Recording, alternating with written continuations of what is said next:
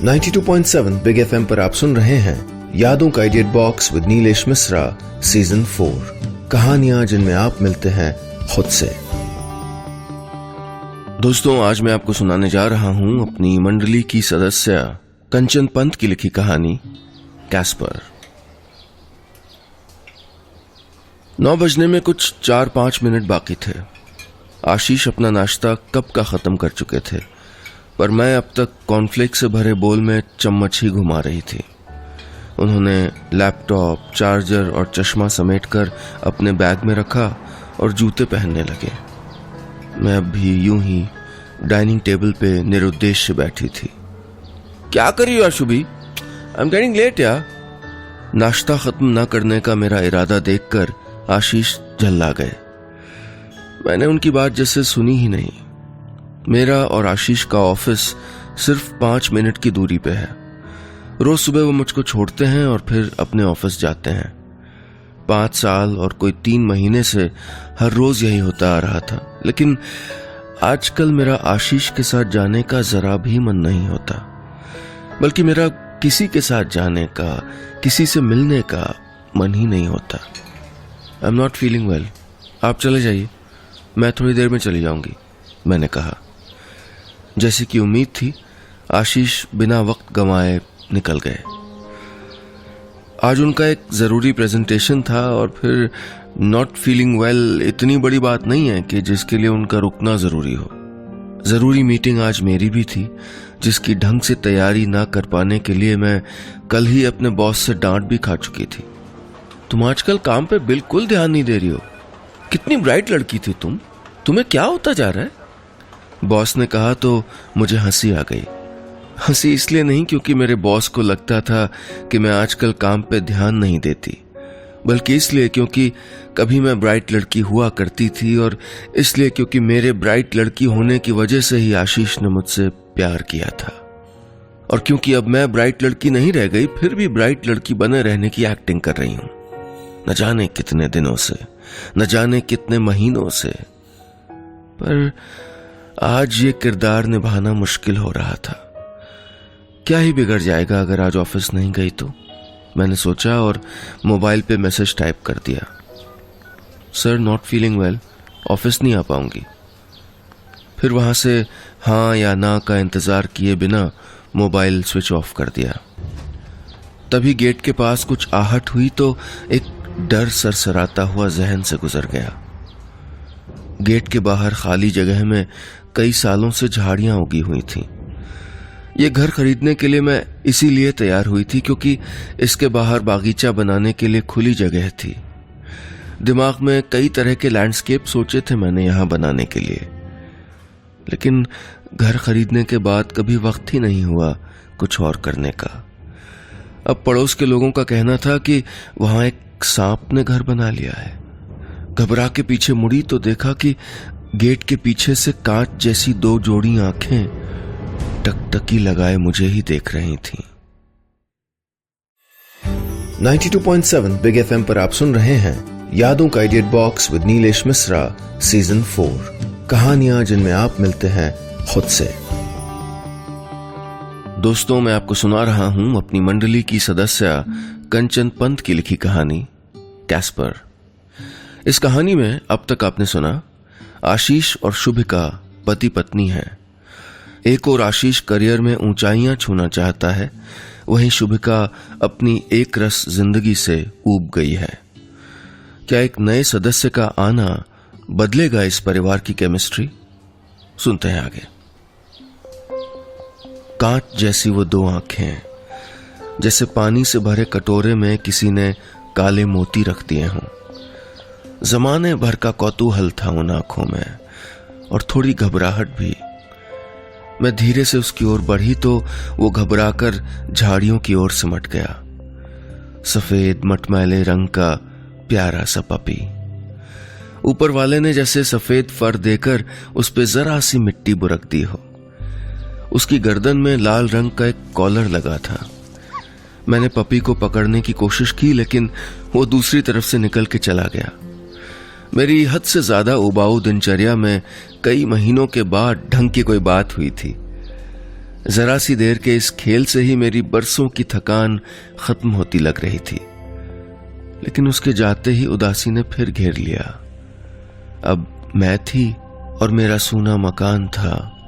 सोफे पे फैला हुआ अध पढ़ा अखबार था। डाइनिंग टेबल पे अचार के कुछ खाली कुछ भरे हुए डिब्बे थे। मेज पे बिजली और गैस के बिल, बैंक स्टेटमेंट के अनखुले लिफाफे थे। अलमारी में बेतरतीबी से बिखरा सामान था। धोने के इंतजार में लॉन्ड्री बैग में ठुसे कपड़े थे। ये वो सारी चीजें थीं जिनको समेटने की न मुझ में ताब थी न ही कोई इच्छा। आशीष से 2 महीने पहले हुई लड़ाई मेरे दिमाग में गूंजने लगी। मकान की आखिरी ईएमआई भरी थी मैंने। अब मैं जरा ठहरना चाहती थी कि कॉर्पोरेट की नौकरी छोड़कर बागवानी के अपने शौक को करियर में बदलूं, अपना घर संभालूं, मां बनूं। पर आशीष कुछ और ही चाहता था। हम बच्चा अफोर्ड नहीं कर सकते हैं अभी। एक बार मैं एमडी बन जाऊं फिर सोचेंगे यार। बच्चा बाजार से खरीदने वाला सामान है क्या आशीष, जो हम उसको अफोर्ड कर सकें? मुझे हंसी आ गई, पर वो गंभीर था। पिछले 8 साल से हम इस बात को टालते आ रहे थे, और अब जबकि घर की ईएमआई भी खत्म हो गई थी तो उसने कुछ और ही लक्ष्य बना लिए थे। अरे अभी हम दोनों को बहुत कुछ अचीव करना है यार। बच्चे के चक्कर में पड़ेंगे तो पीछे रह जाएंगे। यू डोंट अंडरस्टैंड, बच्चे कितना बड़ा डिस्ट्रैक्शन होते हैं। आशीष की बात याद आते ही मेरी आंखें भीग गईं। मैंने सूनी नजरों से अपने घर की दीवारों को देखा और सोफे की पुष्ट से सर टिकाकर बैठ गई। जरा जरा अंधेरा होने लगा था, लेकिन कमरे की लाइट मैंने बुझी ही छोड़ दी थी। कल रात नींद नहीं आई थी, शायद इसीलिए बैठे बैठे ही मुझे झपकी आ गई। तभी अपने दाएं पैर में कुछ गीला गीला सा लगा तो मैं चिहुक के उठ गई और देखा वही सफेद मटमैला पपी मेज के पास खड़ा धीरे धीरे मेरा पैर चाट रहा था। 92.7 बिग एफएम पर आप सुन रहे हैं यादों का idiot box with Nilesh Mishra season 4, कहानियां जिनमें आप मिलते हैं खुद से। दोस्तों, मैं आपको सुना रहा हूं अपनी मंडली की सदस्य कंचन पंत की लिखी कहानी कैस्पर। इस कहानी में अब तक आपने सुना आशीष और शुभिका पति पत्नी हैं। एक और आशीष करियर में ऊंचाइयां छूना चाहता है, इसीलिए वो बच्चों को भी डिस्ट्रैक्शन मानता है। वहीं शुभिका अपनी एक रस जिंदगी से ऊब गई है। घर में नए पपी के आने से कैसे बदलेगी इनकी जिंदगी, सुनते हैं आगे। उस नन्हे से जीव को अचानक सामने देखकर मेरी उदासी गायब हो गई। मैंने हल्के हाथों से उसे उठाया। लगा हाथ में कोई रुई का गोला पकड़ लिया हो। उसने मेरी हाथ की उंगलियों को चाटना शुरू कर दिया। भूखा था शायद। मैंने एक कटोरी में थोड़ा सा दूध लाकर उसके सामने रख दिया। वो शायद पहली बार अपने मां के दूध के अलावा कुछ और पी रहा था, जिसको पीने का तरीका भी उसे नहीं मालूम था। दूध पीने की कोशिश में उसका पैर बार बार कटोरी के अंदर चला जाता और पैर को निकालने की कोशिश में उसका मुंह दूध में डूब जाता। बड़ी मुश्किल से मैं उसको थोड़ा दूध पिला पाई। कैस्पर, मैंने तुरंत उसका नामकरण भी कर दिया। दूध पीकर कैस्पर मेरी गोद में सो गया। मैं धीरे धीरे उसके शरीर पे हाथ फिराने लगी। आशीष को जरा भी पसंद नहीं आया मेरा कैस्पर को घर में लाना। तुम भी हद करती हो यार, पता नहीं किसका पपी है, कहां से आया है, और हमारे पास टाइम भी कहां है, उसने कहा। मैं जानती थी हमारे पास कैस्पर के लिए वक्त नहीं होगा। वक्त तो हमारे पास अपने लिए भी नहीं था। फिर भी उस नन्हे से प्राणी को आवारा कुत्तों के बीच छोड़ देने की मेरी हिम्मत नहीं हुई। कुछ दिन रख लेते हैं, इसका ओनर मिल जाएगा तो उसे दे दूंगी। मैंने बीच का रास्ता सुझाया तो आशीष तैयार हो गए। वैसे भी उनके पास बहस के लिए ज्यादा वक्त नहीं था। उनके प्रमोशन की बात चल रही थी, इसलिए उनका ध्यान सिर्फ एमडी की पोस्ट पे था। पर मेरा ध्यान अब इस नए सदस्य में लग गया था। शुभिका, इसे लेके जाओ यहां से, इसने मेरा मोजा फिर फाड़ दिया। उस दिन आशीष की गुस्से भरी आवाज सुन के मैं कमरे में आई तो देखा वो हाथ में फटा हुआ जुराब लिए खा जाने वाली नजरों से कैस्पर को देख रहा था और कैस्पर उसकी ओर देखते हुए पूंछ हिला रहा था जैसे अपने किए का इनाम मांग रहा हो। उसका मासूम चेहरा देख के मुझे हंसी आ गई और आशीष का गुस्सा मुझ पे शिफ्ट हो गया। अब तुम क्या हंस रही हो? आज के बाद बेडरूम में नहीं चाहिए मुझे, आशीष ने कहा और अलमारी से दूसरा मोजा निकालने लगा। मैं कैस्पर को लेकर हंसते हुए बाहर चली आई। आशीष जब तैयार होकर ऑफिस के लिए निकला तो कैस्पर गेट तक उसके पीछे पीछे चला गया और जब तक उसकी नजरों से ओझल नहीं हो गया तब तक उसे देखता ही रहा और मैं कैस्पर को देखती रह गई। आशीष की इतनी झिड़कियों के बाद भी वो उसे प्यार कर रहा था, बिना किसी शर्त के, बिना किसी उम्मीद के। किचन में नहीं घुस सकता, बेडरूम में नहीं आ सकता, खाने की मेज के पास नहीं घूम सकता और आशीष के सामान को तो सूंघ भी नहीं सकता। बस एक ही जगह थी जहां कैस्पर खुल के मस्ती कर सकता था, मेरा बागीचा, जहां मैंने इन दिनों साफ सफाई करके फूल उगाने शुरू कर दिए थे। सिर्फ 3 दिन हुए थे उसे आए हुए, लेकिन अपना घर अब थोड़ा घर लगने लगा था। शाम को थक के जब ऑफिस से लौटती तो कोई बेसब्री से इंतजार करता मिलता। मेरे पैरों पे ऐसे लौटने लगता जैसे सारे जहान की खुशियां मिल गई हों। वो अपनी कांच जैसी आंखों से मुझे देखता रहता। मैं उससे बात करती रहती और वो ऐसे सुनता जैसे सब समझ रहा हो। कितने सीधे होते हैं ये जानवर। प्यार देने के लिए उनके पास वक्त कभी कम नहीं होता। बाहरी खुशियों के पीछे भागने की उन्हें कभी जरूरत नहीं पड़ती। काश जरा सा जानवर अगर हम अपने अंदर भी जिंदा रख पाते। आशीष आज भी रोज की तरह देर से ही लौटा, थका हुआ और सीधे बेडरूम में चला गया। बहुत थक गया हूं यार, मैं सो रहा हूं, सुबह जल्दी जाना है, उसने कहा और मेरे जवाब का इंतजार किए बिना कपड़े बदल के बिस्तर में घुस गया। फिर जैसे अचानक कुछ ध्यान आया, उठा और बोला, अरे यार शुभी कल वो ब्रोकर से मिल लेना, मैं बहुत बिजी हूं अगले कुछ दिन। अचानक इस मकान को बेचकर नया मकान खरीदने का फितूर जाग गया था आशीष में। थोड़ा बड़ा मकान, थोड़ी बड़ी कॉलोनी में। मैंने रिजाइन कर दिया है, उसकी बात का जवाब देने के बजाय मैंने कहा। व्हाट? आशीष ऐसे चौंका जैसे सांप के फन पे पैर रख दिया हो। तुम पागल हो गई हो? मैं नया घर खरीदने का प्लान कर रहा हूं और तुम रिजाइन कराई? 1 लाख रुपए की ईएमआई है, तुम्हारी सैलरी के बिना कैसे मैनेज होगा? हम सिर्फ ईएमआई देने के लिए पैदा नहीं हुए हैं।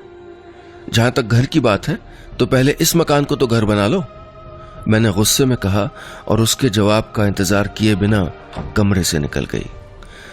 8 साल की शादीशुदा जिंदगी में शायद ये पहली बार था जब मैंने आशीष से इस अंदाज में बात की हो।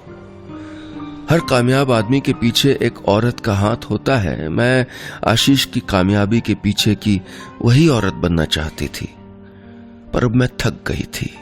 आशीष के सपनों के साथ दौड़ते दौड़ते मेरे पैरों में छाले पड़ गए थे और मैंने तय कर लिया था कि आशीष को या तो मेरे साथ थम थम के चलना होगा या फिर अकेले ही आगे बढ़ना होगा।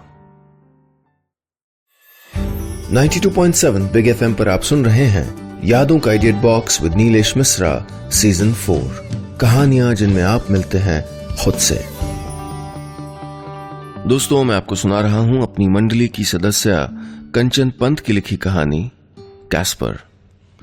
इस कहानी में अब तक आपने सुना आशीष और शुभिका पति पत्नी हैं। परिवार और करियर को लेकर दोनों की अलग अलग सोच उन्हें एक दूसरे से दूर कर रही है। क्या परिवार में आया ये नया मेहमान जगा पाएगा आशीष के दिल में छुपा प्यार? सुनते हैं आगे। आशीष से मेरी लड़ाई को 2-3 दिन हो गए थे। हम दोनों की बातचीत भी बंद थी। कैस्पर के मालिक का अब तक पता नहीं चला था। शायद मेरी नाराजगी की वजह से आशीष ने भी उसको बाहर छोड़ देने की जिद नहीं की। उस दिन कैस्पर और मैं गार्डन में खेल रहे थे। Caspar, go fetch the ball. मैंने बॉल फेंकी और कैस्पर उसे लाने के लिए लपक पड़ा। तभी मेरी नजर दरवाजे पे पड़ी। आशीष मुस्कुराते हुए हम दोनों को खेलते देख रहा था। मुझसे नजर मिली तो उसने अपनी मुस्कुराहट समेट ली। कैस्पर ने आशीष को देखा तो बॉल मेरी ओर लाने के बजाय वो पूंछ हिलाता हुआ उसकी ओर चला गया। पर आशीष अंदर लौट गया। खुशियों से मुंह मोड़ लेना पता नहीं कब सीख लिया था उसने। आशीष से झगड़े का असर यह हुआ कि मैंने वाकई जॉब से रिजाइन कर दिया। अब मैं ऑफिस की उबाऊ फाइलों के बजाय अपने बागीचे को बनाने में व्यस्त थी।